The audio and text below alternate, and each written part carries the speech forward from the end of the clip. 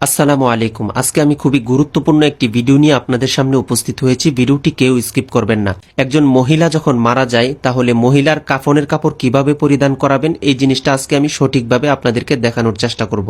আপনারা জানেন মহিলাদের কাফনের কাপড় হলো 5টি। প্রথমে যে কাপড়টি বিছিয়েছি সেটা হলো চাদর। দ্বিতীয়ত যে কাপড়টি আমি বিছিয়েছি সেটা হলো ইজার। তৃতীয়ত যে কাপড়টি আমি বিছিয়েছি সেটা হলো সিনাবন্ধ। চতুর্থ আমি যে কাপড়টি বিছাবো সেই কাপড়টিকে আরবিতে বলা হয় কমিস। এই কমিস বিছানোর পর আমরা এটাকে খুলে দিব এবং মৃত ব্যক্তিকে আমরা এখানে নিয়ে আসব এবং এই কমিসটাকে সুন্দরভাবে এই মৃত ব্যক্তিকে পরিয়ে দিব ইনশাআল্লাহ। তারপর মৃত ব্যক্তির দেহ থেকে পুরাতন কাপড়টি আমরা সরিয়ে নিব। 5 নম্বরে একটি ছোট্ট রুমাল দ্বারা মহিলার চুলগুলোকে সুন্দরভাবে ঢেকে দিবেন এবং এই কাজগুলো আমাদেরকে খুব সতর্কতার সাথে করতে হবে যেন লাশের সাথে আমাদের কোনো বেয়াদবি না হয়ে যায় এবং কাপড়গুলো উভয় দিক থেকে সুন্দর করে গুছিয়ে নেবেন।